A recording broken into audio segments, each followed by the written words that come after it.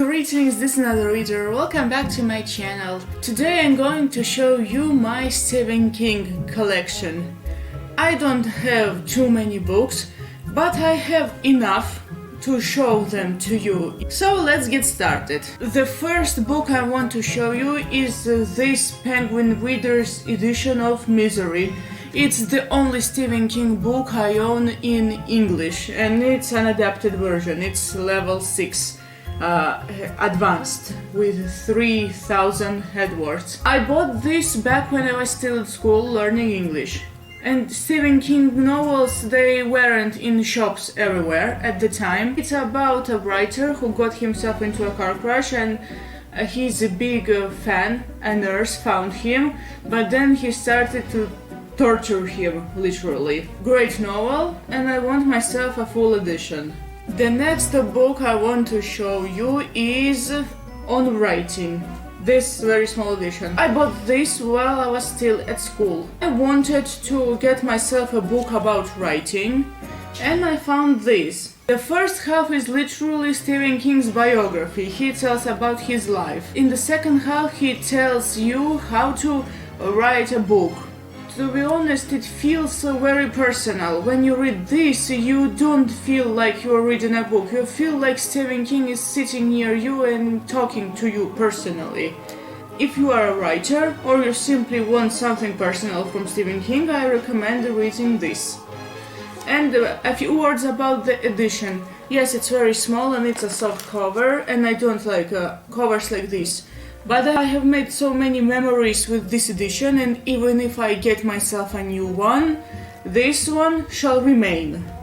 Now, the third book here is the very first Stephen King book that I bought, and that's Pet Cematary. I bought this when I was 16 years old in Moscow. The plot revolves around a family that moves to a new house. There's a pet cemetery near them, and all the animals that are buried there, sooner or later they come to life. To be honest, I don't remember that much from this book. I think I need to reread this, but I remember the second half and what happened to the youngest child. Also, there is a great song about Pet Cemetery by the Ramones. I recommend checking that out. Even though Pet Cemetery was the first Stephen King book I bought, I got to know Stephen King via film. I first watched Carrie, the old version, the 1976 version that was very good, and it managed to scare me and also to excite me. And I got myself the book. The cover is from the new version of Carrie, the 2013 version.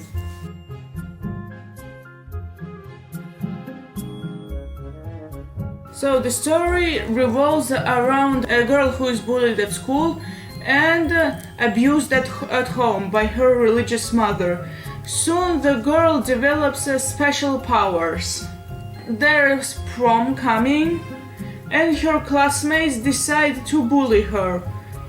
The results are unpredictable. The story of how his novel came to be is very interesting. Stephen King hated this novel at first and he threw it into trash. But then his wife found the manuscript in the trash and forced her husband to finish the story. You don't forget the story of Carrie White that easily. It sticks with you. Now here comes my favorite, one of my favorite books ever. One of my favorites by Stephen King and favorite books ever. The Shining. Oh, here's the bookmark. I think most of you know The Shining via the Stanley Kubrick film. I'm gonna be honest, I hate the film very much. I don't like it. I didn't like it before I read the book, and I hated it really after I read the book.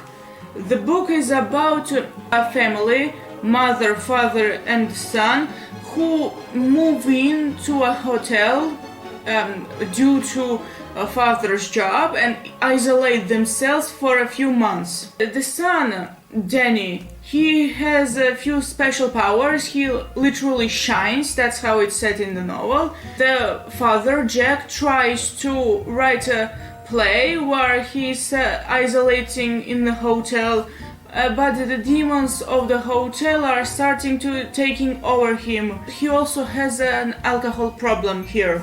I bought this for my birthday back in 2015. Best birthday gift for myself ever. If you want to get into Stephen King, I recommend starting with The Shining or Carrie, because they are great gateway Stephen King novels.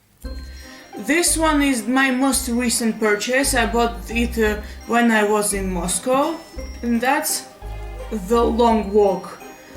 This edition also has The Running Man. The Long Walk is centered around 100 boys who are selected to walk, and walk. They are not supposed to rest for too much. They are not supposed to sleep. They have to do everything while they're walking. They are allowed to have 3 warnings. The first warning is the final warning, and they get a ticket, and that means they are out of the game. It's kinda like the Hunger Games. I haven't read the Hunger Games, to be honest. I just know the plot, and I have seen the first film in the theaters.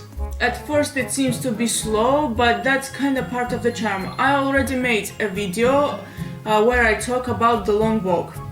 The Running Man I still haven't read, and I'm not planning to yet. Oh, with this book I have a very interesting story. In 2016 I had a week of exams.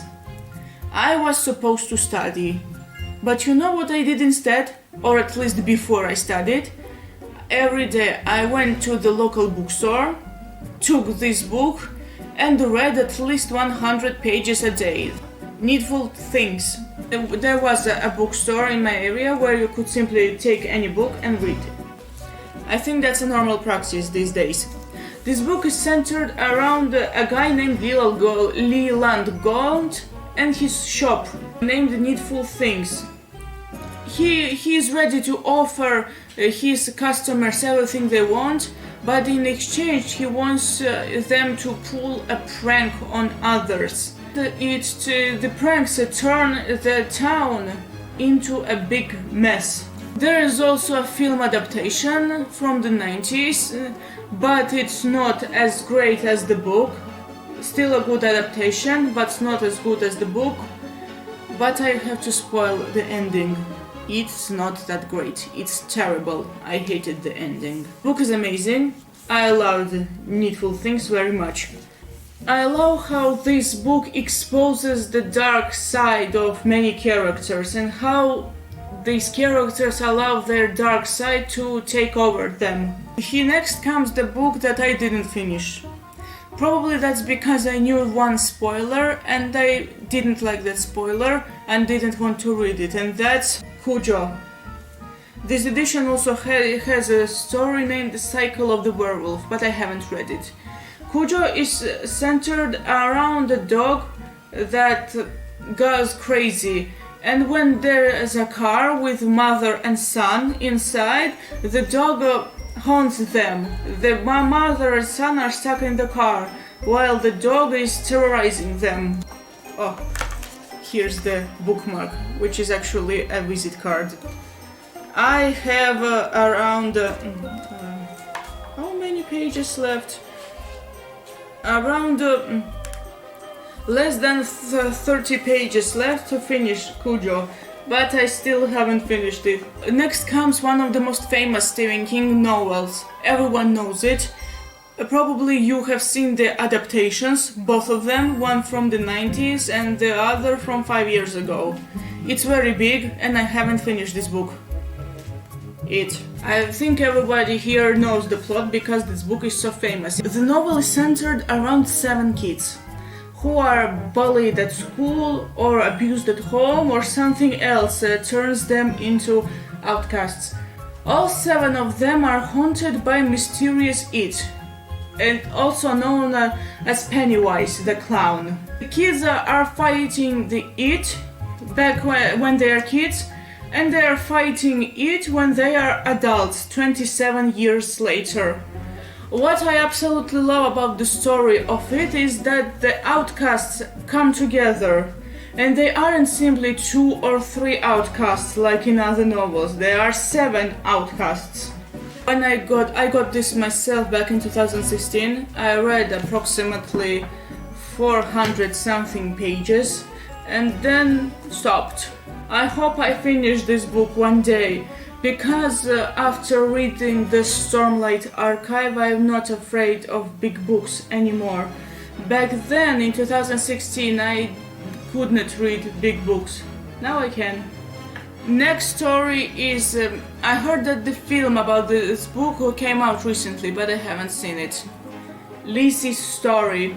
The story is centered around a woman whose husband passed away. Her husband was a writer, but she didn't know how he lived and where he got his ideas from. The first half of the book felt kinda boring, but the second half gets more exciting. That's all I can say about Lizzie's Story. The concept of the book was interesting, but I expected much more. Next comes The Dead Zone. I absolutely loved it when I read it, and I'd love to read it again. The story centers around a guy named Johnny who got himself a special powers after he gets into a car crash. And then suddenly he sees in a vision that the politician that tries to get elected is corrupt. That he can drive millions of people into misery, and Johnny tries to prevent him from getting elected. Great novel. It has a very surprising twists. It's one of the best Stephen King novels. Oh, and the sticker over here says that The Dead Zone was the very first Stephen King novel published in Russia. Oh, and the cover is very beautiful. Next comes a collection of short stories named Full Dark, No Stars. This consists of 4 stories. First one is about a man who murdered his wife for the land. The second one is about a woman who tries to have rape revenge, because a guy raped her and he tries to have revenge.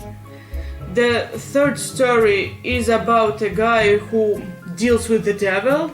And the first story is about a woman whose husband turned out to be a serial killer. The cover is very nice. I liked it a lot.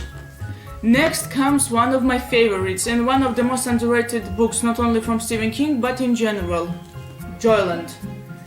Joyland is about a student named Devin Jones who starts a summer job at Joyland. It's a theme park. And then he tries to investigate a murder of a girl named Linda Gray. I got this book back in 2015. And one of the reasons this is one of my favorite books, because this is one of those books I read during university, and when I look at it, I remember fine times at university. Also, it's one of the lightest Stephen King novels. There are no big horrors here. This is a light crime novel. I know that many people aren't fans of Joyland, but I love it very much. Oh, and just look how beautiful the cover is. I'm not a fan of the original cover, this one is so much better. And the last Stephen King novel I actually read online, but then got myself a copy just in the save for collection. Revival. This is one of his newest novels. It came out around 2015. The story is centered around a rock star who is connected to the priest, and the priest knows the secret of electricity, and there's some kind of magic connected to electricity. I haven't reread the novel, but I'm going to keep this one for just for the collection, and look how the nice cover is. Maybe one day I actually will reread this. Joyland I definitely will reread. I love the story itself and the memories I have with it. Also, honorable mention goes to The Dark Tower that I don't own anymore. Also, here's an update.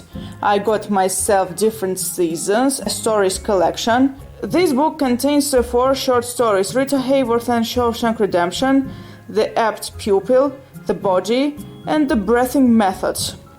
They are all set during different seasons, apparently. I'm interested in Rita Hayworth and Shawshank Redemption because that was the basis for the Shawshank Redemption film. The story of two men convicted of murder, one guilty, one innocent, who form the perfect partnership as they dream up to scheme to escape from prison. And I'm also interested in reading The Apt Pupil, a golden schoolboy entices an old man with a past to join him in a dreadful union. I will read The Body and the Breathing Method as well. Four young boys venture into the woods and find life, death, and the end of innocence. And the tale of a doctor who goes to his club and discovers a woman who is determined to give birth, no matter what. So I like how this book opens. Just look. It opens so well. And the font is kinda big. I like this edition very much. I never thought I'd get myself a Stephen King book in English, but here I am. This is going to be very interesting. Alright, that's all. Thank you so much for watching. I hope you enjoyed my video. What Stephen King books do you own? Please let me know down in the comments. Please like and subscribe, leave a comment, and follow me on social media, link is down below. And don't forget to check out my debut novel, link is in Linktree. See you next time. Goodbye.